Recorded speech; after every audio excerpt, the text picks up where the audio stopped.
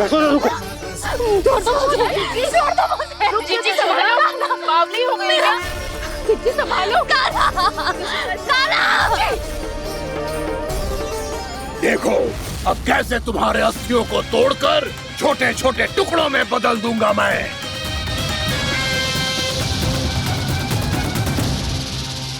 अगर आप जाओगी तो आप भी फंस जाओगी।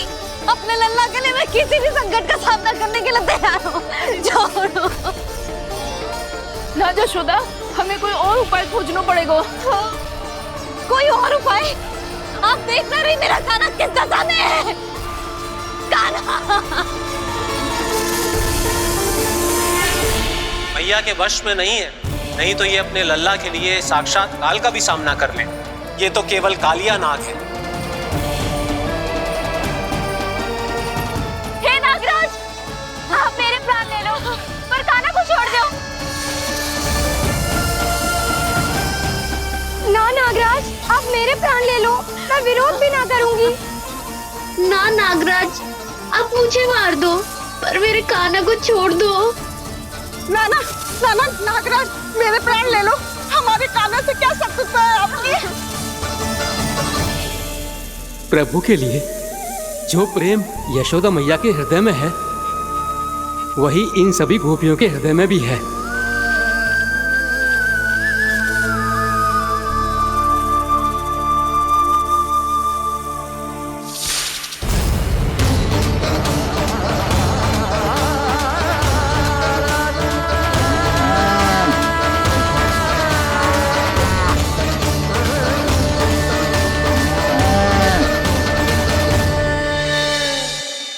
यशोदा, यशोदा, देखो इन गोपियों को, इन गैयाओं को। इन सब के मन में भी तुम्हारी भांति ही ममता भरी हुई। वो सब भी कान्हा से उतना ही प्रेम और स्नेह करती हैं, उतनी ही ममता से भरी हुई है जितनी कि तुम। तो तुम ही सोचो, जिसके साथ इतनी ममता और इतना स्नेह, इतना प्रेम, उसका कोई क्या कर सकता है? उस काले नाग का वेश इस सब आशीर्वादों के सामने कछु न है। कछु करो जी। उसे बोलो वो मेरे प्राण ले ले, मेरे काना को छोड़ दे। यशोदा,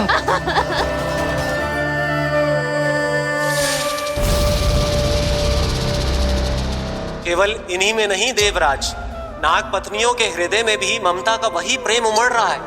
देखिए। मैं आपके हाथ जोड़ती हूँ स्वामी, इस बालक को छोड़ दीजिए। ये अवश्य ही कोई दिव्य आत्मा है स्वामी। हम आपसे विनती करते हैं स्वामी, इस नन्हे बालक को हानि मत पहुंचाइए स्वामी। मेरी पत्नियां मेरे ही शत्रु के लिए विनती कर रही हैं। अब यदि इसके पक्ष में एक शब्द भी कहा तुम सबने, तो मैं इस बालक से पहले तुम सबके प्राण ले लूंगा। हो रहा प्रसन्न नाग कालिया, विजय को निश्चित जान।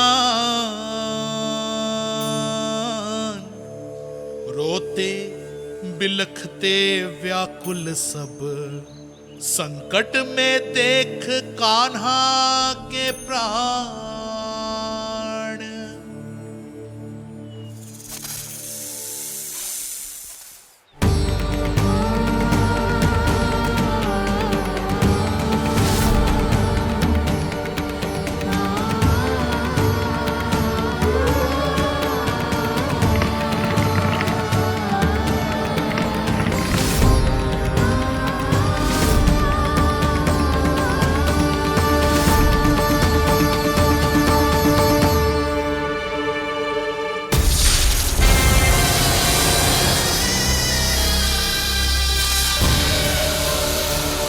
कुछ करो जी, मेरे लल्ला को बचा लो, कोई तो कुछ करो।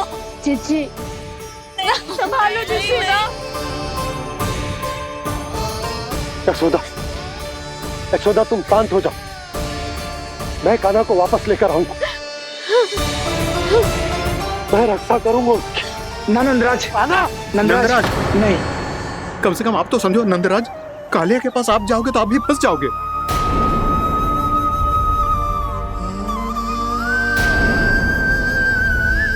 बलराम, तेरा भाई इतनी भीषण संकट में है और तुझे जरा भी दुख ना हो रहा? क्या आप सब अब तक नहीं समझ पाए कि कान्हा सच में कौन है? छोटे बाबा, आप तो उसका सत्य जानते हैं ना?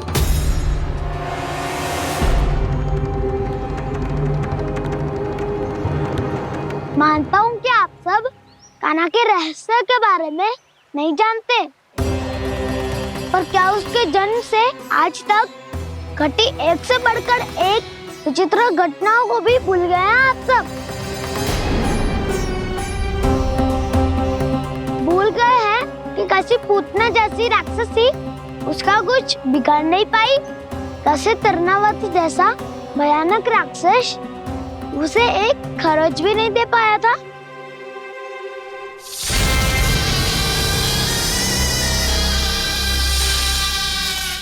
आप सबने अपनी आंखों से देखा था ना, बकासुर से कान्हा की रक्षा करने देवता स्वयं आए थे। पर सत्य तो ये है कि वो सभी देवता भी उस असुर के सामने असमर्थ हो गए थे। तब कान्हा ने बहुत ही आसानी से उस भयंकर असुर का वध किया था। एक ही बार में धराशायी कर दिया था उसे। तो आप सभी सोचिए, बार बार ऐसे असाधारण कार्य करने वाला बालक साधारण कैसे हो सकता है? अब तो आरंभ से ही सारा सत्य जानते हैं छोटे बाबा। रहस्य छुपाने में सदैव कान्हा की सहायता करते आए आप, और आज आप स्वयं ही उसके सत्य को भूल रहे हैं।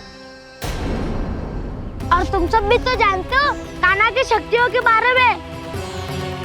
तो क्या तनिक भी विश्वास ना है अपने सखा पे? बलराम, जे तू क्या कह रहा है? मैंने जो कहा उसका एक एक शब्द सत्य है छोटी माँ। यदि प्रभु की इच्छा हुई तभी कुछ ही क्षणों में सब कुछ अपनी आंखों से स्वयं अनुभव कर लेंगे आप।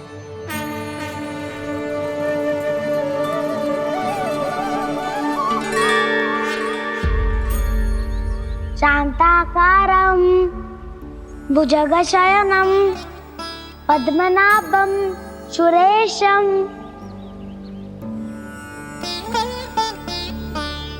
विश्वाधारं गगनसदृशं मेघवर्णं शुभांगं लक्ष्मीकान्तं कमलनयनं योगी वीरध्यानगम्यम् वन्दे विष्णुं भवभयहरं सर्वलोकैकनाथम्।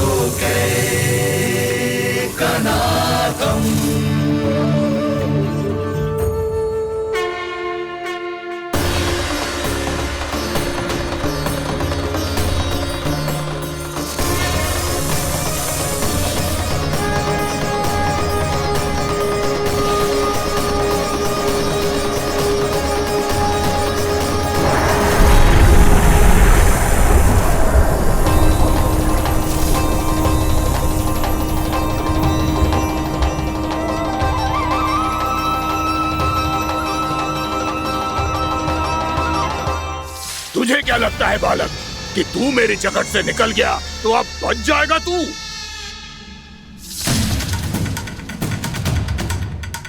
मेरे विष से अपनी प्राण रक्षा करने में सफल रहा, मेरी जगत से भी छूट गया, पर मेरे दंश से नहीं बच पाएगा।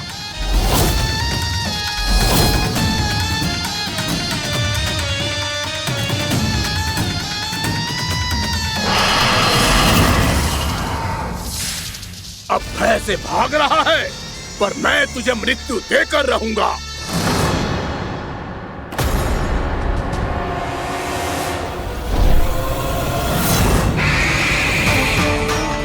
कान्हा!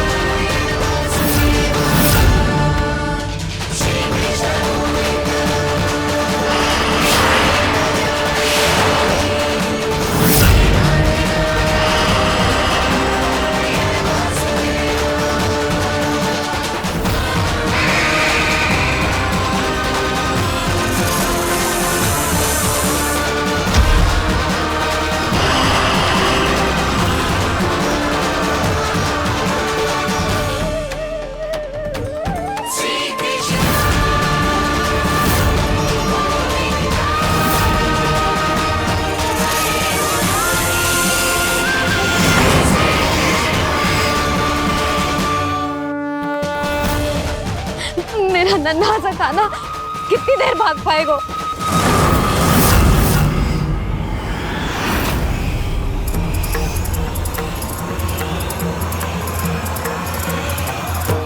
और कितनी प्रतीक्षा करोगे मेरी भक्त कालिया?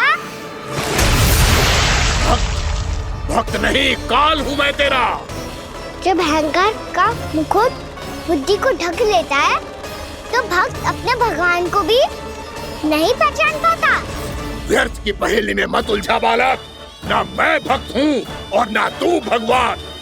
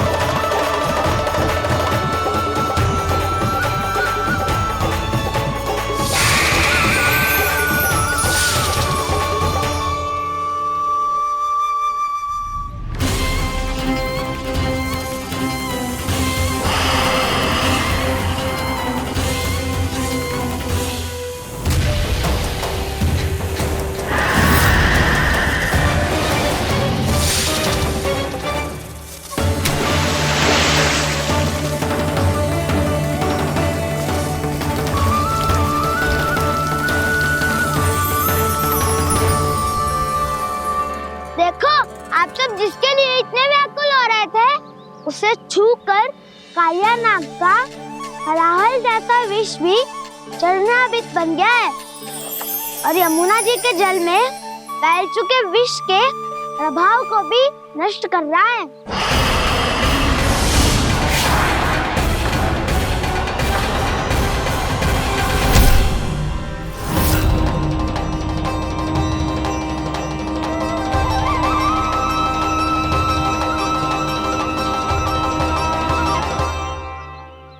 धर्म रक्षक अधर्म विनाशक प्रभु श्री कृष्ण का कौशल सचमुच अद्वितीय है। नारायण नारायण।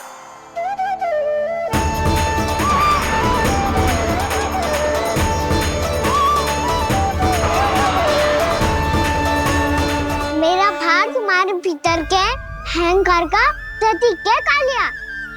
अब तुम्हारा अहंकार, तुम्हारा अभिमान मेरे पाँव के नीचे है और तुम्हारी पूंछ अर्थात तुम्हारे प्राण मेरे हाथ में। अब तुम क्या करोगे भक्त?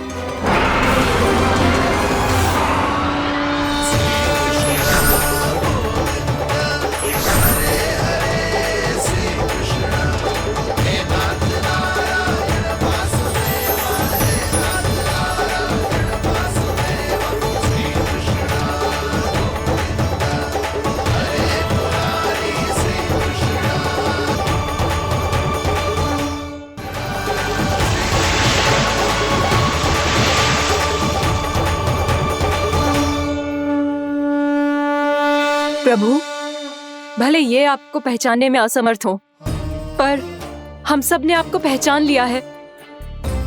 हाँ प्रभु, एक भक्त होने के नाते और एक अर्धांगिनी और माँ होने के नाते मैं आपसे इनके प्राणों की भिक्षा मांगती हूँ। अपनी कृपा दिखाइए और इन्हें क्षमा कर दीजिए। आपके लिए मित्र और शत्रु में कोई अंतर नहीं प्रभु, उसी तरह आपकी कृपा और दंड में भी कोई अंतर नहीं। दोनों दया ही तो हैं, अकारण ही किसी को प्राप्त नहीं होती। हमें विश्वास है कि हमारे पति को मिला ये दंड कोई अभिशाप नहीं है, आपका वरदान है। ये सत्य है प्रभु कि इनसे बहुत से पाप हुए हैं। इनके विष से बहुत सारे जीव जंतु को हानि पहुंची है, पर अब आपके चरण इनके शीश पर पड़ गए हैं। ऐसी कृपा तो बड़े बड़े महान महात्माओं को भी दुर्लभ है, और इन्हें प्राप्त हुआ तो अवश्य ही ये किसी महान पुण्य का ही फल है। हे प्रभु, उन्हीं पुण्य कर्मों की शक्ति का आह्वान कर मैं आपसे विनती करती हूँ, इन्हें प्राण दान दीजिए। मैं अपने इस भक्त को क्षमा अवश्य करूंगा देवियों, यदि ये अपने अहंकार को त्याग कर मुझे पहचान ले तो।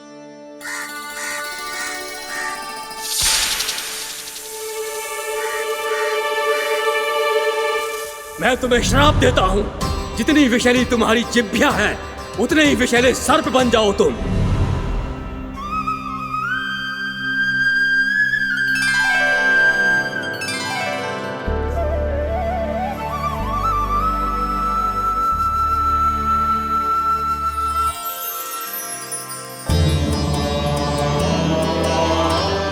नारायण, मुझे क्षमा कीजिए नारायण। मैं तो आपका परम भक्त था, किंतु मैं आपको पहचान नहीं सका। इसका दंड तो मुझे मिलना ही था, किंतु मैं अब प्रायश्चित करना चाहता हूं। इसके लिए यदि आप मेरे प्राण भी ले लेंगे तो भी मुझे कोई दुख नहीं होगा। मैं अपना जीवन, मृत्यु और अपना अस्तित्व सब कुछ आपको समर्पित करता हूं।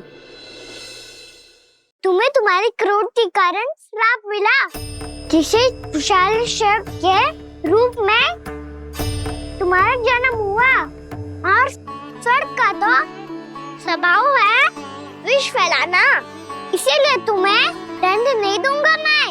शेष सभी अपराधों का पश्चाताप कर लिया, इसीलिए मैं तुम्हें क्षमा करता हूँ कालिया।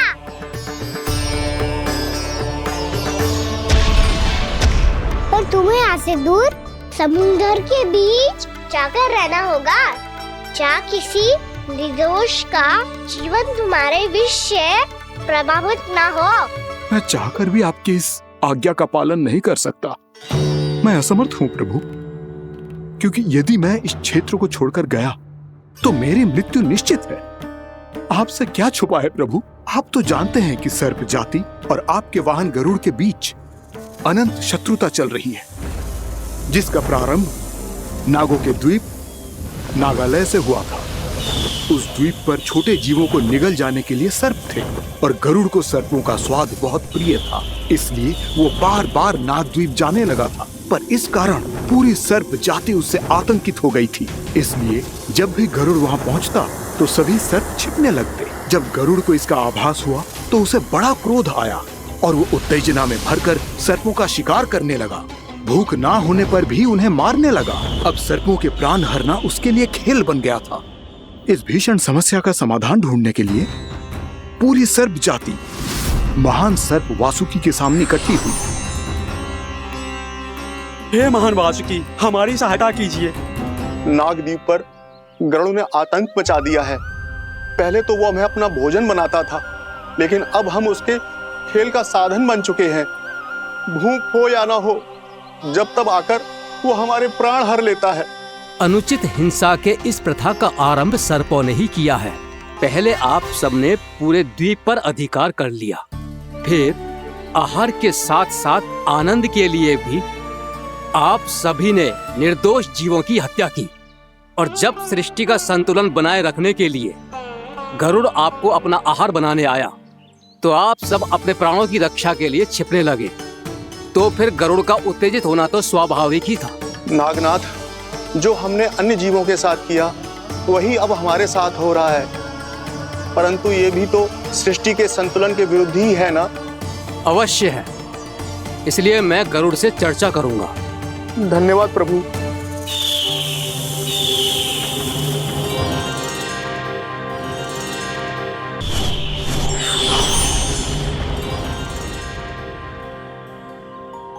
श्री नारायण के वाहन पक्षीराज गरुड़, मैं संपूर्ण सर्प जाति की ओर से आपसे एक निवेदन करने आया हूँ।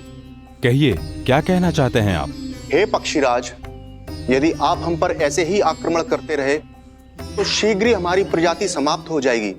इसीलिए हमारी आपसे विनती है, यदि आप उचित समझें तो सर्पों के किसी एक घर से हम आपको एक सर्प प्रतिदिन अर्पित करेंगे। आप उसको आहार बनाइए और अन्य सर्पों को जीवित रहने का अधिकार दीजिए। मुझे स्वीकार है। तब से प्रतिदिन किसी एक घर से एक सर्प गरुड़ के भोजन के लिए भेजा जाने लगा। समय के साथ मेरे घर की भी बारी आई, परंतु मैंने एक बहुत बड़ी भूल कर दी। समय आ गया है स्वामी, आज गरुड़ के आहार के लिए इसे चुना गया है। कौन है यह गरुड़ और क्यों दूं मैं इसे कोई भेंट? स्वामी, सभी सर्प राज्यों और गरुड़ के बीच में यही समझौता हुआ है, हमें इसका सम्मान करना ही होगा। मैंने कोई समझौता नहीं किया, मैंने कोई वचन नहीं दिया और ना ही मैं किसी गरुड़ से भयभीत होता हूँ। यदि इस राज्य में किसी को सर्पों को अपना आहार बनाने का अधिकार है तो वो केवल मुझे है। अब से गरुड़ को दी जाने वाली हर भेंट मुझे दी जाएगी, महाविषधारी महान नागराज कालिया को। यह और कुछ नहीं, मेरा अभिमान था प्रभु, और यह मेरे इस जन्म की सबसे बड़ी भूल थी, क्योंकि फिर जब गरुड़ को इस बारे में पता चला तो। कालिया, अभिमान में आकर तूने अपने काल को ललकारा है। जिस कालिया के नाम में ही काल छिपा है, तू उसे ललकारने का दुस्साहस कर रहा है गरुड़। स्वयं को भगवान विष्णु का वाहन कहता है तो वाहन का ही कर्म कर। स्मरण रख, इस धरती के सर्वश्रेष्ठ योद्धाओं के लिए भी मैं मृत्यु का दूत हूँ। विनाश काले विपरीत बुद्धि। तुझ जैसे मूर्ख सदा इस युक्ति को सार्थक करते आए हैं। अपने विनाश को आमंत्रण किया है तो अब भोग।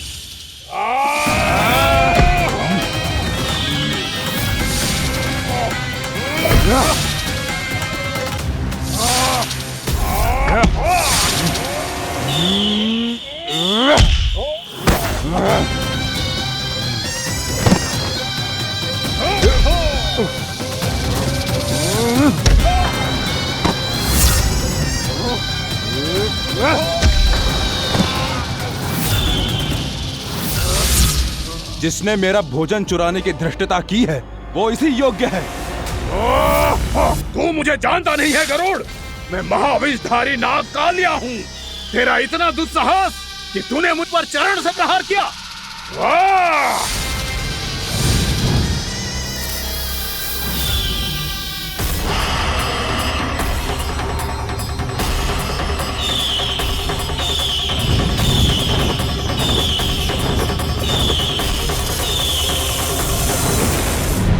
मैं अपने अभिमान में भूल गया था कि गरुड़ मुझसे कहीं अधिक शक्तिशाली है।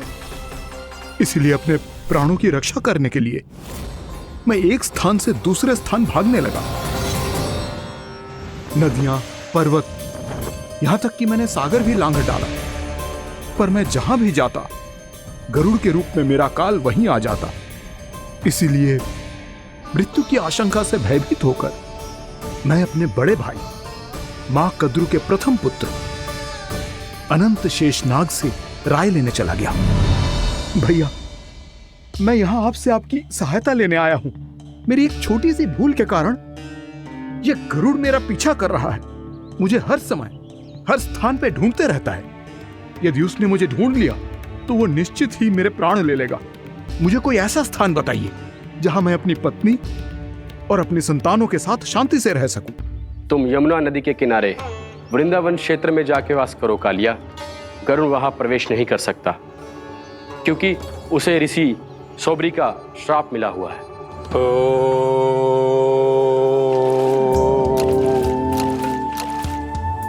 ध्यान और तपस्या का नित्य कर्म करते हुए ऋषि के मन में मछलियों के प्रति प्रेम भाव इतना बढ़ गया कि वो भूल गए सभी जीव खाद्य श्रृंखला का भाग होते हैं और मछलियां भी इस नियम की अपवाद नहीं है।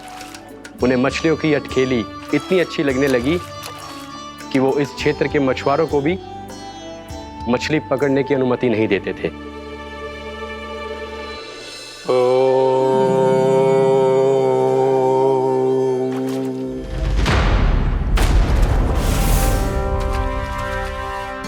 दिन वो उस पक्षी को नहीं रोक पाए, पर तब से सावधान रहने लगे। यहां तक कि अपने साधना से भी अधिक ध्यान वो पक्षियों पर केंद्रित करने लगे। ठहरो! इसी क्षण अपनी चोंच में पकड़ी इस मछली को छोड़ दो। तुम्हें इन मछलियों का आहार नहीं करना चाहिए पक्षीराज।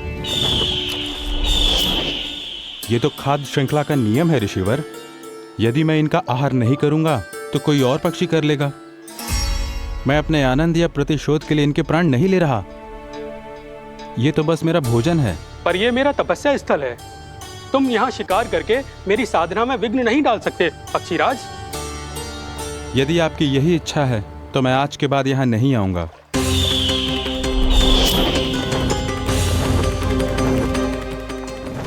पर आज ये मछली मेरे आहार के रूप में पकड़ी जा चुकी है। मैं वचन देता हूँ ऋषिवर, इस स्थान पर यह मेरा अंतिम शिकार होगा।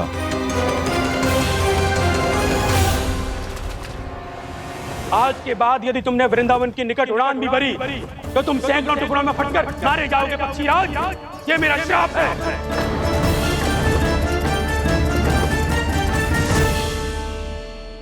और इसीलिए भैया शेषनाग के सुझाव के अनुसार मैं यहां आ गया। पर अब यदि मैं कहीं और जाऊंगा तो मेरे प्राण नहीं बचेंगे प्रभु। डिस्टेंट रहो कालिया। अब से गरुड़ तुम्हें कोई हानि नहीं पहुंचाएगा। अब तुम्हारे फनों पर मेरी पक्षिंग बन गए कालिया, इसीलिए अब से तुम्हें गरुड़ से कोई भय नहीं होगा। निश्चिंत होकर अपने परिवार के साथ गहरे समुद्र में चले जाओ और सुख से शांति से निवास करो। पर ध्यान रहे निर्दोष जीवों को हानि ना पहुंचे। आपने मुझे जीवन दान दे दिया प्रभु, इस उपकार से मैं कृतज्ञ हूँ प्रभु। आदेश दीजिए, मैं आपकी सेवा कैसे करूं? तुम्हारे जल क्षेत्र से 1 कोटि कमल पुष्पों को लेने की अनुमति दे दो कालिया। यह मेरी सेवा होगी। प्रभु, ये तो मेरा सौभाग्य होगा।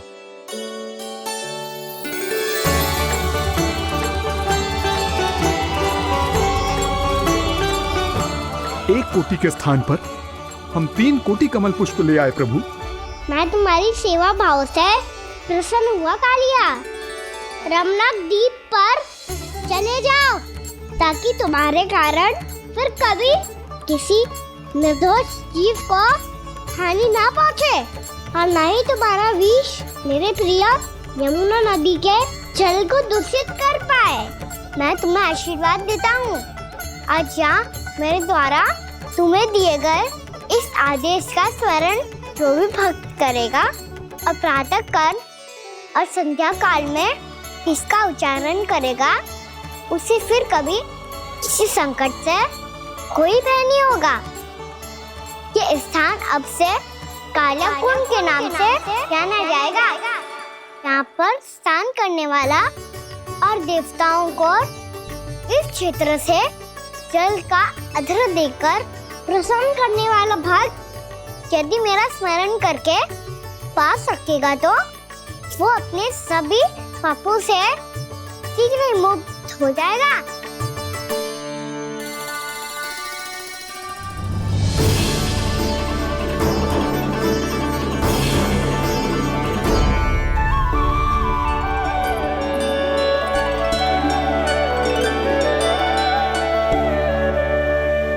कौन है जी भगवान जिसने अभी अभी कालिया जैसे विशाल विस्तर का सामना किया? क्या एक साधारण बालक जो शीत की अधिकता से ठिठुर रहा है? क्या करूं? मैं लल्ला को ममता के आंचल में छुपा लूं या भक्त बनकर प्रभु की लीला देखती रहूं? क्या करूं मैं? कितना ठंडा था जल, बहुत सर्दी लग रही है। सर्दी से तड़पते हुए कैसे देखूं इसे? अभी जाके अपने पल्लू से सुखाती हूँ।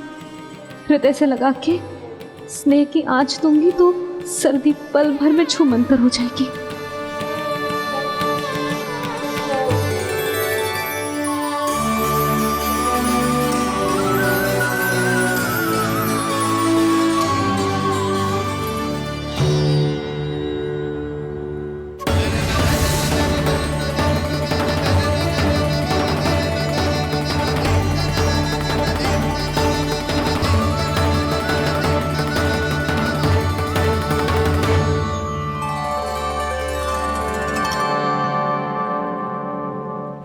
मेरी आवश्यकता ना है इसे। ये तो सच्ची में भगवान ही है, जिसकी ठंड दूर करने के लिए स्वयं द्वादश आदित्य प्रकट हो गए हैं।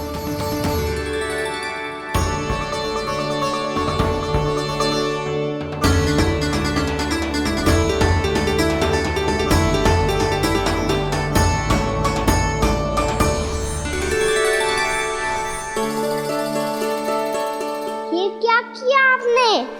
मैया मुझे अपने हृदय से लगाने वाली थी कि आप सब प्रकट हो गए।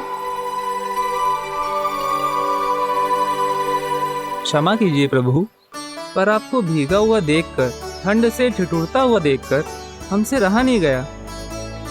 हम अपने वश में नहीं थे प्रभु। भक्ति से भावुक होकर हम प्रकट होने पर विवश हो गए थे। हमारी किरणें जैसे स्वयं ही फूट पड़ी और दौड़ पड़ी आपको सुखाने के लिए। मैं आपका प्रेम, आपकी भक्ति समझता हूं आदित्यगण, और इसीलिए इस समय मैं जहां खड़ा हूं, इस स्थान को द्वादश आदित्य टीला के नाम से जाना जाएगा। द्वादश आदित्य टीला के नाम से जाना जाएगा। हम धन्य हो गए प्रभु। और कहाँ जा रहा है? जो गड़बड़ किया है उसे सुधारिए तो सही। प्रभु आज्ञा दीजिए। अपना दाम इतना अधिक बढ़ा दीजिए कि मुझे स्वेद आने लगे, ताकि मैया मुझे स्वेद में लीला देख के और भूल जाए कि मैं ही भगवान हूँ, और मैया मुझे अपनी गोद में उठा के ले जाए।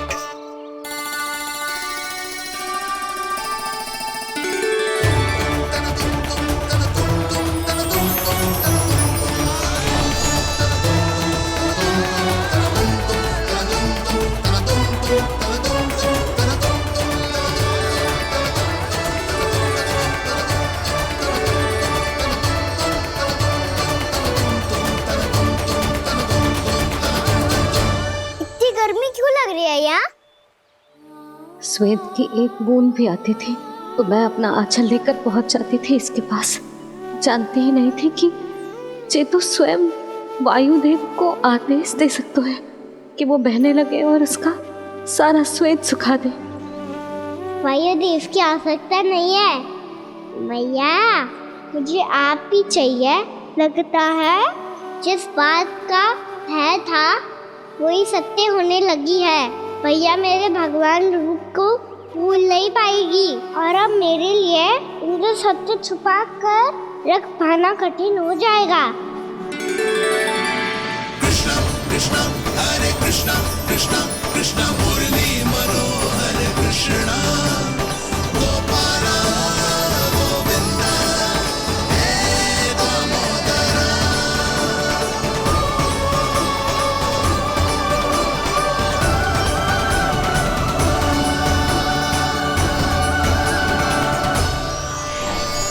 प्रभु, आपके श्वेत से बने इस प्रसंगदान सरोवर का प्रणाम स्वीकार कीजिए।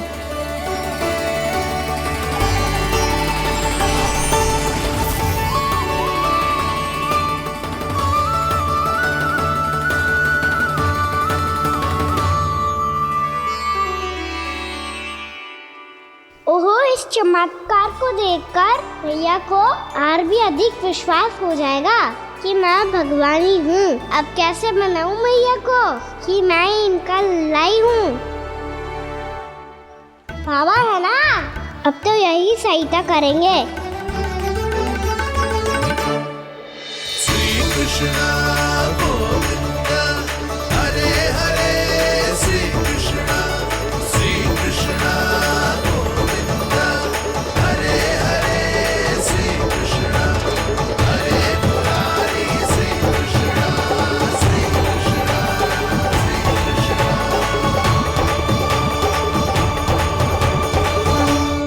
बाबा एक कोटी ना, मैंने तो 3 कोटी कमल पुष्पों का प्रबंध कर दिया है और चिंता करने की आवश्यकता ना है। 1 कोटी कमल के स्थान पर 3 कोटी कमल पुष्प मिल गए हैं। हाँ कान्हा, मैं उचित संदेश के साथ ये सारे पुष्प उस कंस के पास भिजवा दो। महाप्रक्रमी कान्हा की जय। वृंदावन रक्षक कान्हा की जय। महाप्रक्रमी कान्हा की जय। भानु जी नंदराज। बाकी गांव वालों को लेकर ये सारे पुष्प इकट्ठा करो और कंस के दरबार में पहुंचाओ। जी।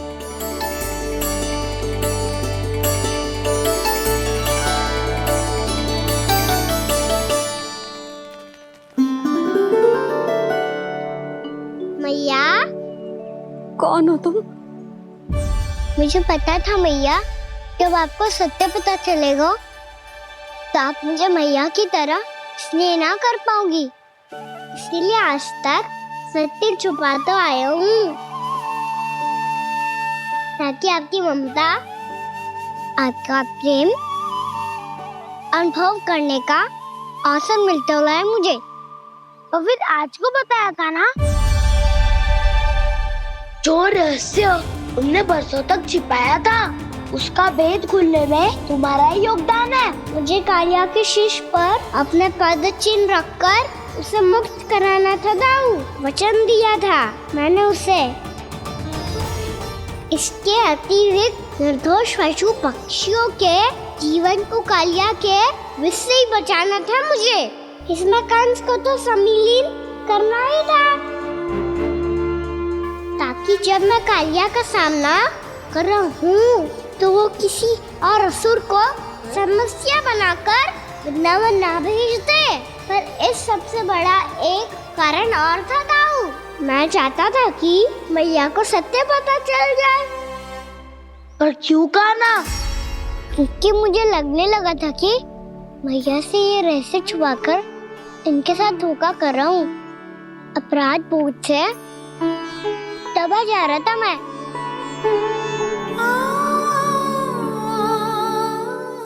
जो सत्य आपको, बाबा को, सभी को पता है, यहाँ तक कि मेरे सखा भी जानते हैं,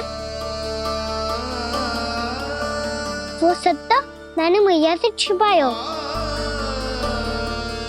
केवल इसी लोक में कि मुझे इनकी ममता प्राप्त होती रहे। पर ऐसा करके मैं अपने से निस्वार्थ प्रेम करने वाली मैया को धोखा दे रहा था। आप ही बताओ दाऊ, जो इस संसार में मुझसे सबसे अधिक भरोसा करता है, उसी के साथ छल कैसे कर सकता हूँ मैं? हाँ, मैं नारायण का अवतार हूँ, पर अपनी मैया का छोटा सा लल्ला भी तो हूँ।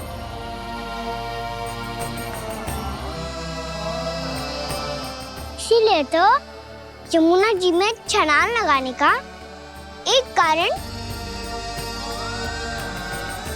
इस गेंद को लेने जाना भी था। ने स्नेह से बनाई थी मैया ने गेंद, इसे अपने से दूर कैसे होने देता मैं? आपको आभास भी ना है मैया कि आप मेरे लिए कितने महत्वपूर्ण हो। ये सत्य है कि सभी देवता, प्रकृति, भक्त, ये सब है मेरा ध्यान रखने के लिए, मेरी सेवा करने के लिए। पर क्या इनमें से कोई भी मेरी मैया का स्थान ले सकता है? और आप भी तो यही चाहती थी कि मैं आपका लल्ला बन के आऊं, कि मैं आपका लल्ला बन के आऊं, कि मैं आपका लल्ला बन के आऊं। आज जैसे आपने मुझे अपनी गोद में लिटा रखा है, क्या कुछ ऐसा नहीं हो सकता कि शीघ्र ही मुझे आपको अपनी गोद में खिलाने का अवसर मिल जाए? मैया, नारायण का अवतार होना क्या इतनी बड़ी समस्या है कि आप हृदय से भी राह लगा सकते? मैया,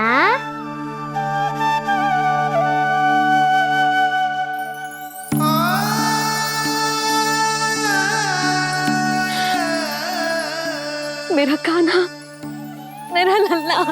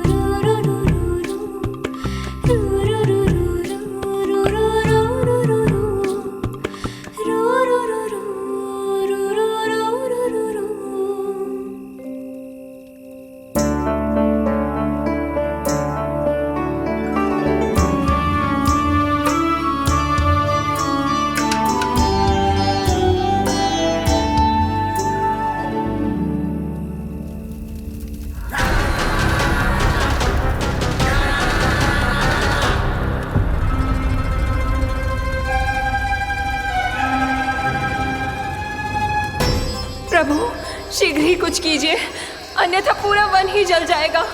मेरी सहायता कीजिए प्रभु।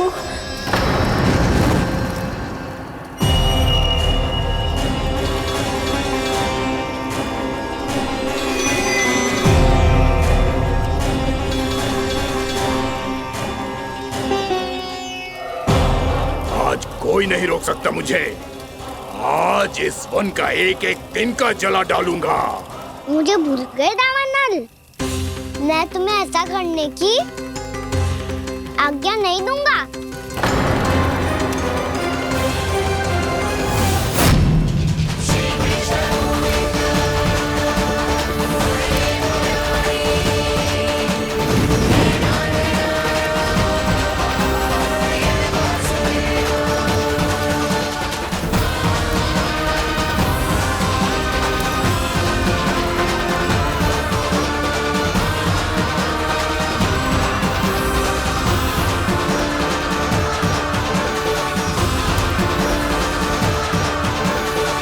मैया की नींद में व्यवधान पहुंच रहा है, मुझे शीघ्रता करनी होगी।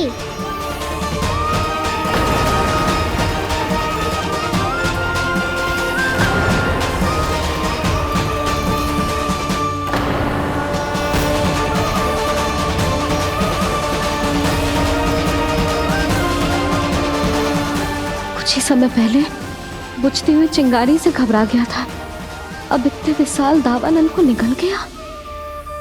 फिर से गड़बड़ कर दी कान्हा ने। समझाया था कोई लीला मत करना, तुम्हारी समस्या और बढ़ जाएगी।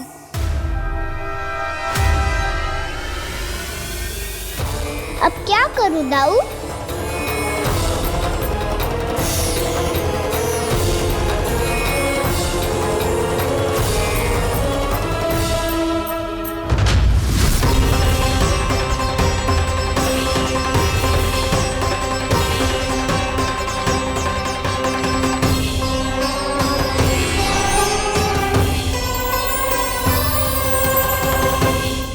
जब जब मैं इसे अपने लल्ला के रूप में देखने का प्रयास करती हूँ, मुझे प्रभु दिखते हैं।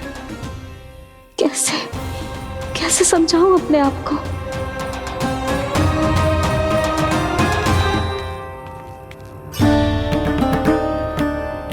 मैया मुझे पता है आपने कहा था अग्नि के साथ मत ही खेलना, पर अग्नि फैल रही थी।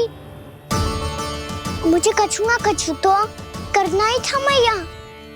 क्यों प्रभु, क्यों छीन रहे हो एक मैया से उसकी ममता? मैं आपकी भक्त अवश्य हूँ, पर उसके साथ साथ आपकी मैया भी बने रहना चाहती हूँ।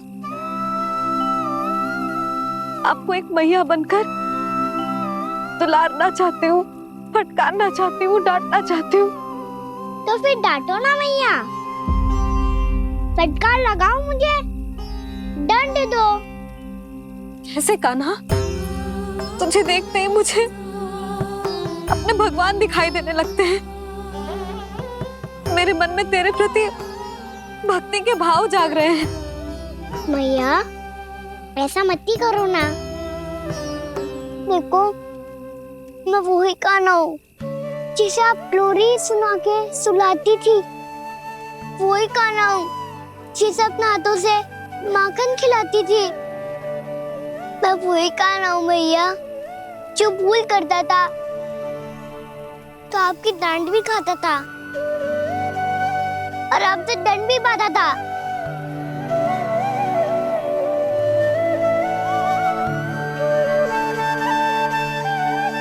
मैया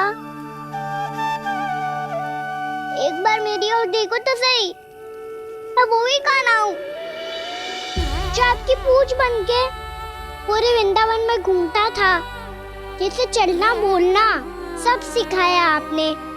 पहले मेरा सत्य जाने बिना आप मुझे अपने लल्ला की तरह व्यवहार करती थी।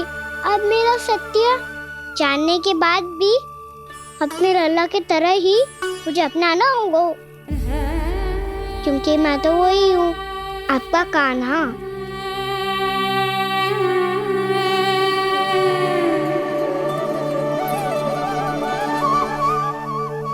इतना प्यार करते हो तुम मुझसे, जब मैं तेरे भीतर भगवान का रूप देखती हूँ तो मैं भयभीत हो जाती हूँ कान्हा, ये सोच के कि तू मुझे छोड़ के तो ना चला जाएगा। कहीं गया भी तो सदैव आपके हृदय में ही रहूंगा। वही तो है मेरा असली निवास।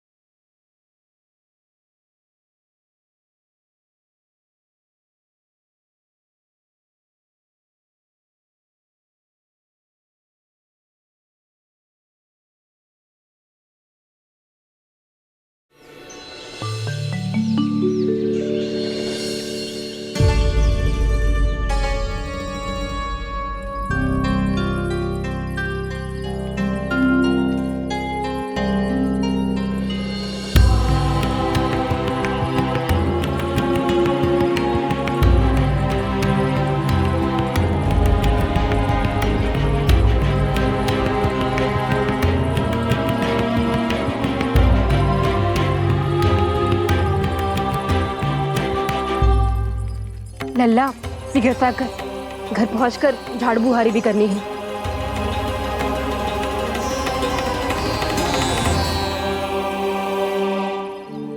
का होगा ये सब ठहर क्यों गए? ये सब क्या होगा?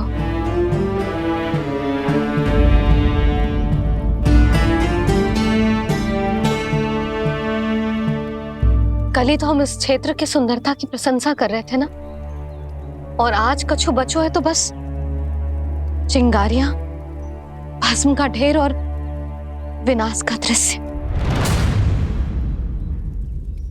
चिंता क्यों करती हो भाभी? जिसने इस वन को हम सबको जलने से बचाए हुए, वहीं से फिर से हरा भरा कर देगा।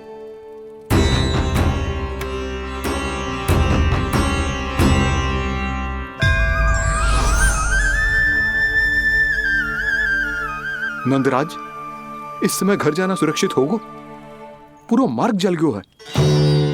इन सुलगती चिंगारियों का ताप किसी बालक या वृद्ध के पांव में लग गो तो?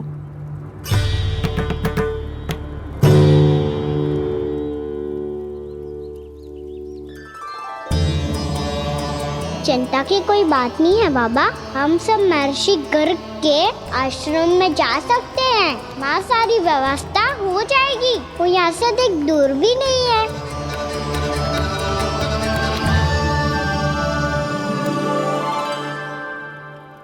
मुझे लगता है कि हम सबको ऋषि गर्ग के आश्रम जाना चाहिए। वहां चलकर कुछ समय उनकी सेवा करेंगे, और जैसे ही अग्नि शांत हो जाएगी और वृंदावन जाने को मार्ग सुरक्षित हो जाएगा, हम सब वापस लौट चलेंगे। अच्छा विचार है।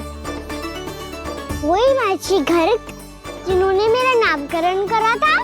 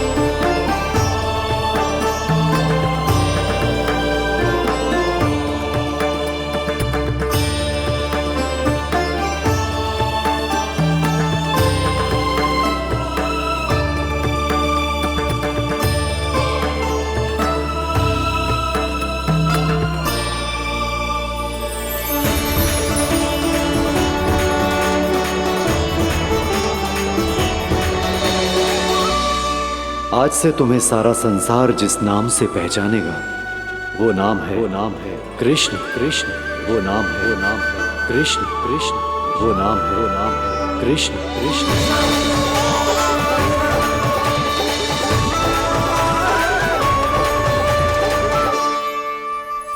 प्रणाम रिसीवर।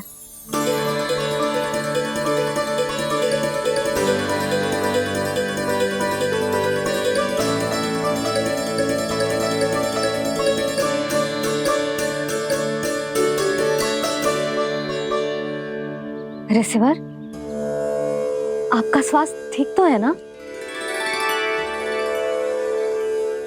महर्षि को संभालो कान्हा, नहीं तो ये साष्टांग कर देंगे तुम्हें। और तब छोटी बा को तुम्हारे भगवान होने की स्मृति फिर से आ जाएगी।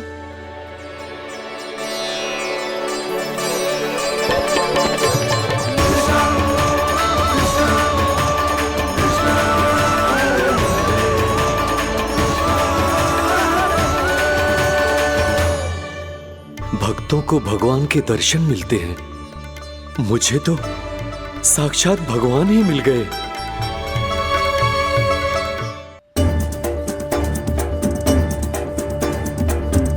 इस समय मैं भगवान नहीं, बस आपका शिष्य हूँ ऋषिवर। स्मरण रखिए, भगवान अपने भक्त के घर नहीं आए। आज एक पुत्र अपनी मैया के साथ एक महर्षि के आश्रम आया है।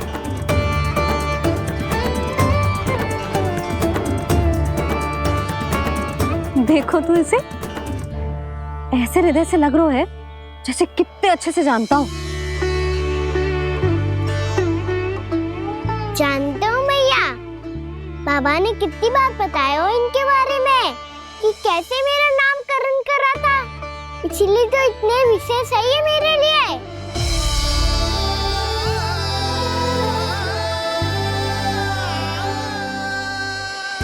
अच्छा ही है कि यशोदा जी भूल रही है कि इसका लल्ला स्वयं श्री नारायण का अवतार है। आप सभी का यहाँ आना बहुत ही प्रसन्नता की बात है। आप आए हैं अपनी इच्छा से, परंतु मेरी इच्छा के बिना जा नहीं पाएंगे। आपके साथ समय बिताने आए महर्षि, इतनी शीघ्र यहाँ से जाएंगे भी ना?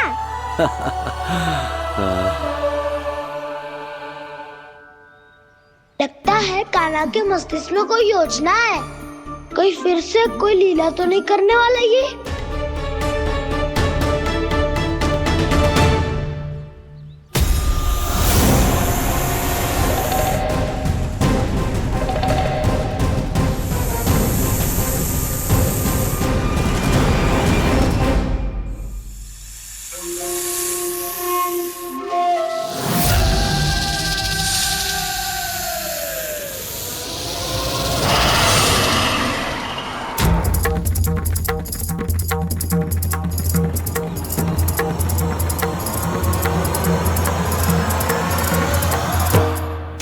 क्या बात है कान्हा? अपने दाऊ को नहीं बताओगे? कौन सी बात दाऊ? याक्षुरु क्यों तुम कोई विशेष योजना बना रहे हो क्या? मैं कोई विशेष योजना कभी नहीं बताता दाऊ। जो होना होता है वो अपने आप हो जाता है। वैसे दाऊ, योजना बनाओ भी क्यों? आज कुछ विशेष थोड़ी ना है।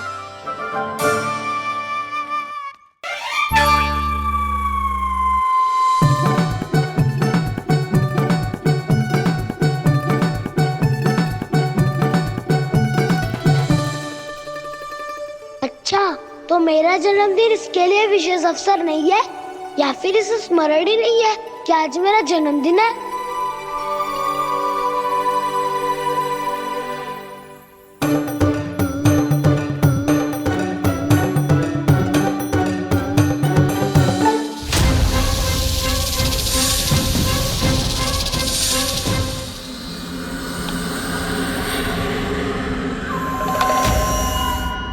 ओहो कान्हा, कितनी दूर फेंक दी, अब जाके लेके आनी पड़ेगी।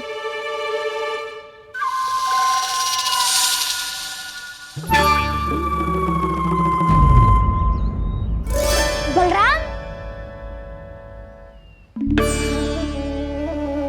वहाँ खड़े क्या हो? आओ खिल्ली लेके आते हैं।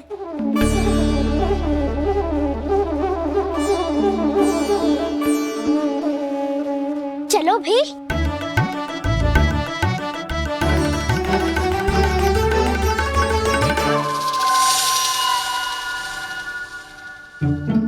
अब मेरी बारी है। नहीं नहीं, अब मैं खेलूंगा।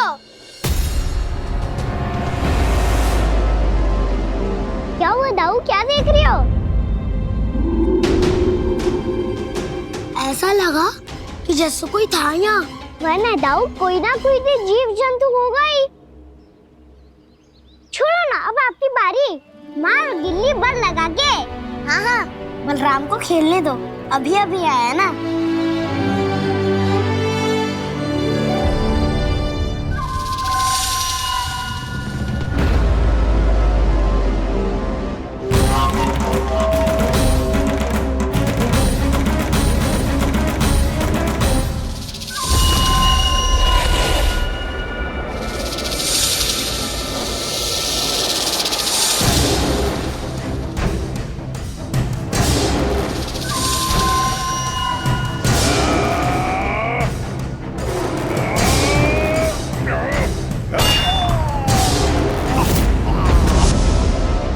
यही हत्या की थी ना उसने मेरे भाई बकासुर की, और वो सारे बालक बड़े चाव से देख रहे थे, प्रशंसा कर रहे थे उस मायावी की।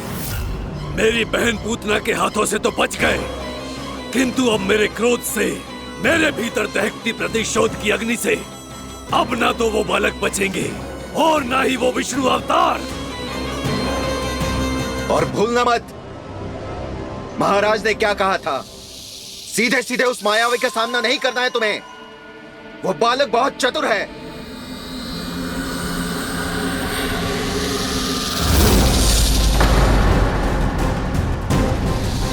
और है तो एक बालक ही, और एक नन्हा सा बालक क्या हानि पहुंचाएगा मुझ जैसे महाविशाल महाशक्तिशाली अघासुर को।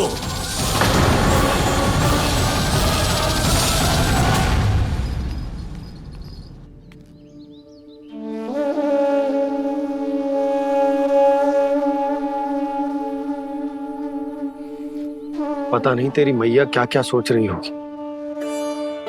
विवाह के समय एक दूसरे को वचन दिया था, कभी भी एक दूसरे से कछु ना छुपाएंगे। और मैंने कितने वर्षों तक तेरे दिव्य होने की बात उससे छुपाई।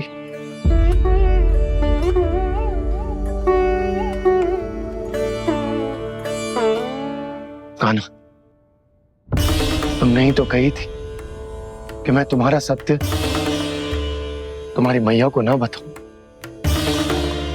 फिर तुमने स्वयं ही उन्हें अपने सत्य के बारे में क्यों बताया?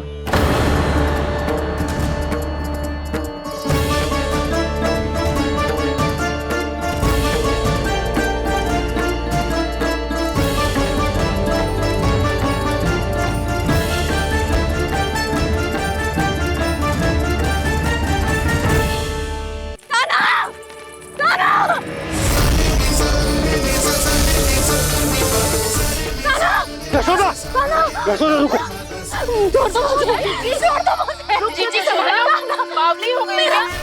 जीजी संभालो। कान्हा, कान्हा। देखो अब कैसे तुम्हारे अस्थियों को तोड़कर छोटे छोटे टुकड़ों में बदल दूंगा मैं।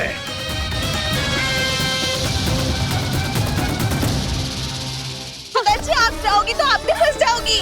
अपने लल्ला के लिए मैं किसी भी संकट का सामना करने के लिए तैयार हूँ। छोड़ो ना यशोदा, हमें कोई और उपाय खोजना पड़ेगा। कोई और उपाय?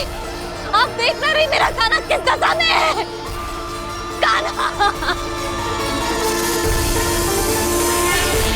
मैया के वश में नहीं है, नहीं तो ये अपने लल्ला के लिए साक्षात काल का भी सामना कर ले। ये तो केवल कालिया नाग है। हे नागराज, आप मेरे प्राण ले लो, पर कान्हा को छोड़ दो। ना नागराज, आप मेरे प्राण ले लो, मैं विरोध भी ना करूंगी। ना नागराज, आप मुझे मार दो पर मेरे कान्हा को छोड़ दो। नाना नाना नागराज, मेरे प्राण ले लो, हमारे कान्हा से क्या शत्रुता है आपकी? प्रभु के लिए जो प्रेम यशोदा मैया के हृदय में है, वही इन सभी गोपियों के हृदय में भी है।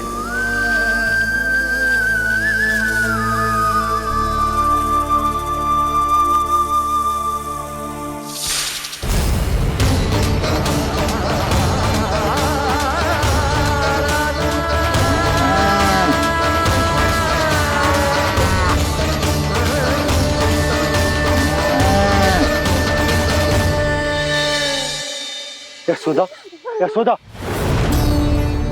देखो इन गोपियों को, इन गैयाओं को, इन सब के मन में भी तुम्हारी भांति ही ममता भरी हुई। वो सब भी कान्हा से उतना ही प्रेम और स्नेह करती है, उतनी ही ममता से भरी हुई है जितनी कि तुम। तो तुम ही सोचो, जिसके साथ इतनी ममता और इतना स्नेह, इतना प्रेम, उसका कोई क्या कर सकता है? उस काले नाग का वेश इस सब आशीर्वादों के सामने कछु न है। कछु करो जी, उसे बोलो वो मेरे प्राण ले ले, मेरे कान्हा को छोड़ दे। यशोदा,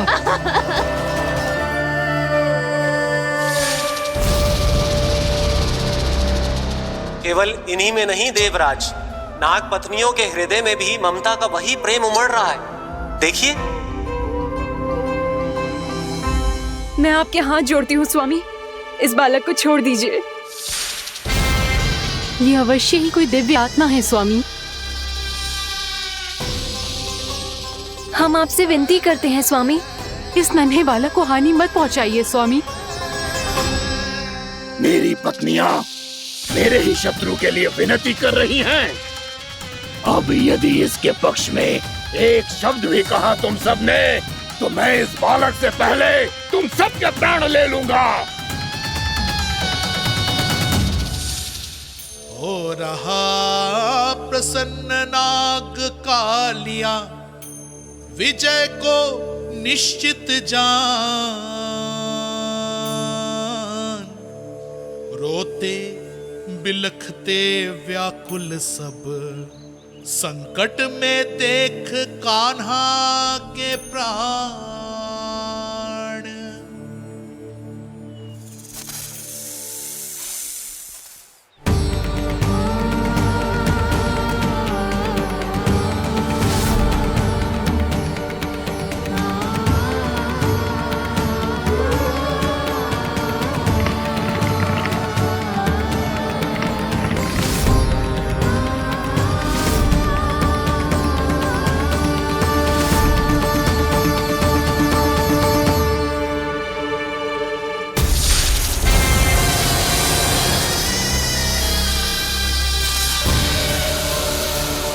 कुछ करो जी, मेरे लल्ला को बचा लो, कोई तो कुछ करो।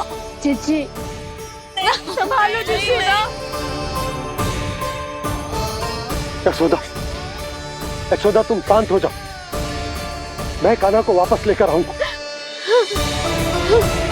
मैं रक्षा करूंगा उसकी। ना नंदराज, नंदराज नहीं। कम से कम आप तो समझो नंदराज, कालिया के पास आप जाओगे तो आप भी फंस जाओगे।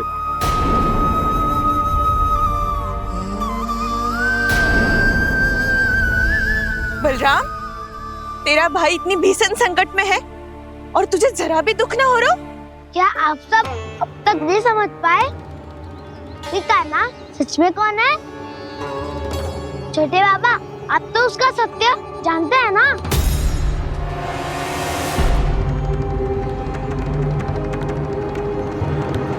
मानता हूँ कि आप सब कान्हा के रहस्य के बारे में नहीं जानते, पर क्या उसके जन्म से आज तक घटी एक से बढ़कर एक विचित्र घटनाओं को भी भूल गए हैं आप सब? भूल गए हैं कि कैसी पूतना जैसी राक्षसी उसका कुछ बिगाड़ नहीं पाई, कैसे तरनावती जैसा भयानक राक्षस उसे एक खरोच भी नहीं दे पाया था।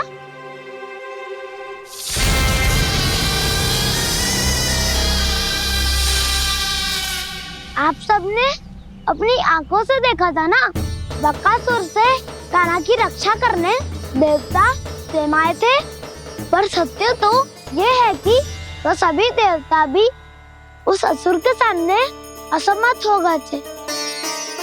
तब कान्हा ने बहुत ही आसानी से उस भयंकर असुर का वध किया था। एक ही बार में धराशायी कर दिया था उसे। तो आप सभी सोचिए, बार बार ऐसे असाधारण कार्य करने वाला बालक साधारण कैसे हो सकता है? अब तो आरंभ से ही सारा सत्य जानते हैं छोटे बाबा। रहस्य छुपाने में सदैव कान्हा की सहायता करते आए हैं आप, और आज आप स्वयं ही उसके सत्य को भूल रहे हैं। और तुम सब भी तो जानते हो कान्हा की शक्तियों के बारे में। तो क्या तनिक भी विश्वास ना है अपने सखा पे? बलराम, जे तू क्या कह रहा है? मैंने जो कहा उसका एक एक शब्द सत्य है छोटी माँ। यदि प्रभु की इच्छा हुई तभी कुछ ही क्षणों में सब कुछ अपनी आंखों से स्वयं अनुभव कर लेंगे आप।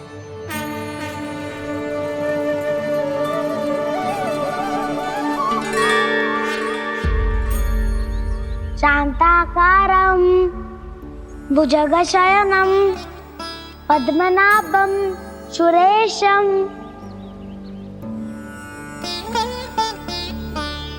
विश्वाधारं गगनसदृशं मेघवर्णं शुभांगं लक्ष्मीकान्तं कमलनयनं योगी वीरध्यानगम्यम् वन्दे विष्णुं भवभयहरं सर्वलोकैकनाथम्।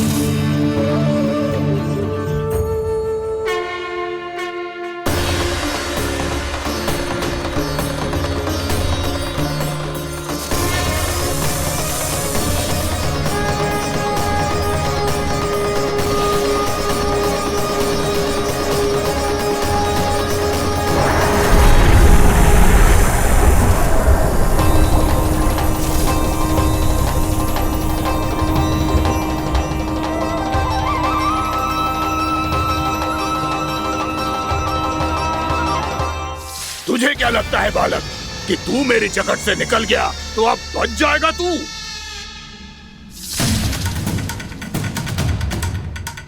मेरे विष से अपनी प्राण रक्षा करने में सफल रहा, मेरी जगत से भी छूट गया, पर मेरे दंश से नहीं बच पाएगा।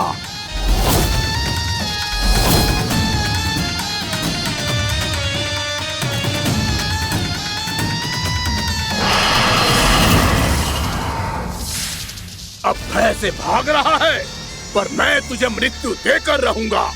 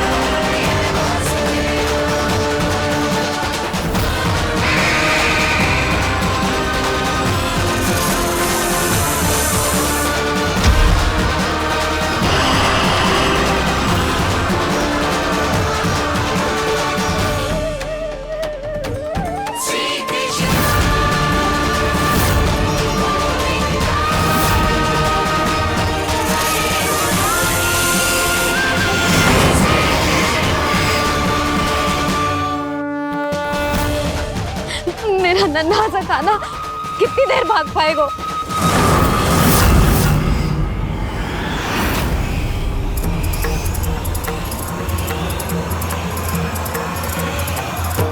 और कितनी प्रतीक्षा करोगे मेरी? भक्त कालिया। भक्त नहीं, काल हूँ मैं तेरा।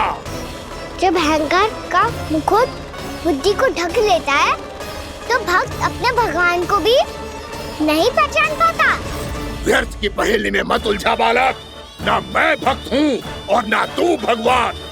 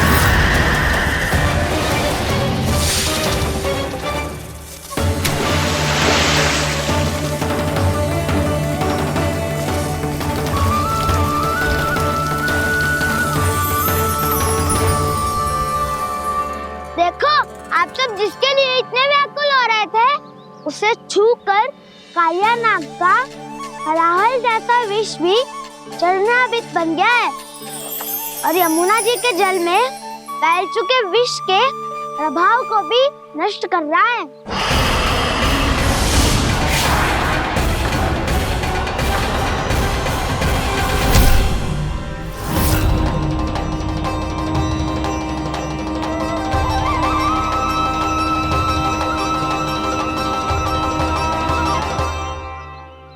धर्म रक्षक अधर्म विनाशक प्रभु श्री कृष्ण का कौशल सचमुच अद्वितीय है।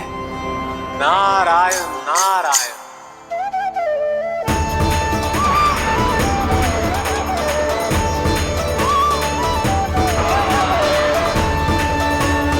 मेरा भार तुम्हारे भीतर के अहंकार का प्रतीक है कालिया। अब तुम्हारा अहंकार तुम्हारा अनपान मेरे पाँव के नीचे है और तुम्हारी पूंछ अर्थात तुम्हारे प्राण मेरे हाथ में। अब तुम क्या करोगे भक्त?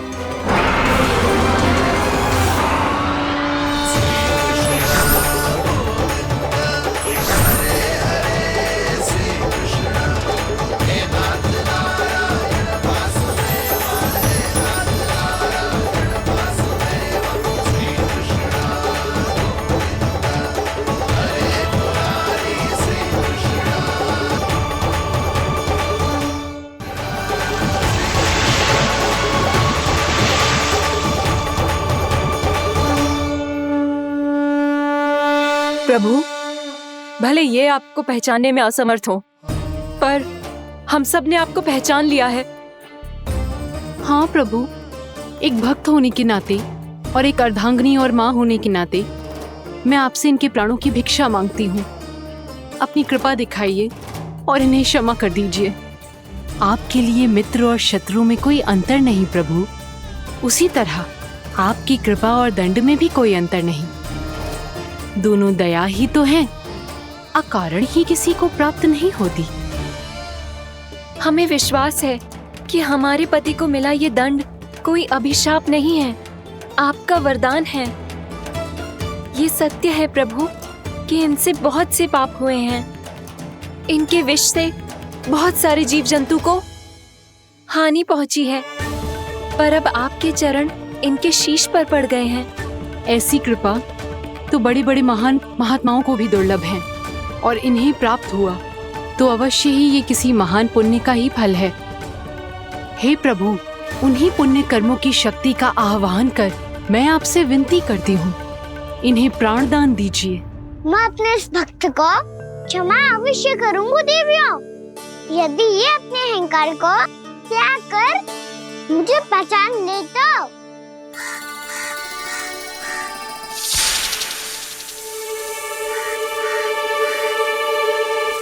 मैं तुम्हें श्राप देता हूँ, जितनी विषैली तुम्हारी जिह्वा है उतने ही विषैले सर्प बन जाओ तुम।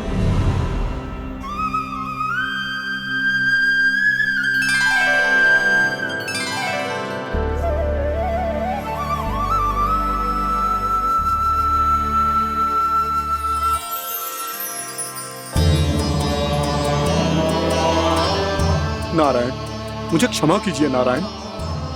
मैं तो आपका परम भक्त था, किंतु मैं आपको पहचान नहीं सका। इसका दंड तो मुझे मिलना ही था, किंतु मैं अब प्रायश्चित करना चाहता हूं। इसके लिए यदि आप मेरे प्राण भी ले लेंगे तो भी मुझे कोई दुख नहीं होगा। मैं अपना जीवन, मृत्यु और अपना अस्तित्व सब कुछ आपको समर्पित करता हूं।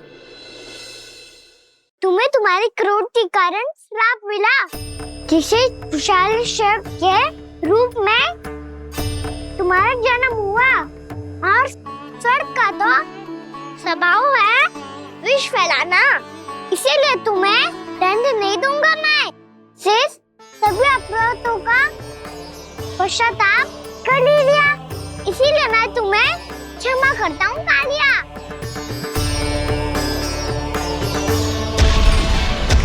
पर तुम्हें यहाँ से दूर समुद्र के बीच जाकर रहना होगा, जहाँ किसी निर्दोष का जीवन तुम्हारे विष से प्रभावित ना हो। मैं चाहकर भी आपकी इस आज्ञा का पालन नहीं कर सकता। मैं असमर्थ हूँ प्रभु, क्योंकि यदि मैं इस क्षेत्र को छोड़कर गया तो मेरी मृत्यु निश्चित है। आपसे क्या छुपा है प्रभु? आप तो जानते हैं कि सर्प जाति और आपके वाहन गरुड़ के बीच अनंत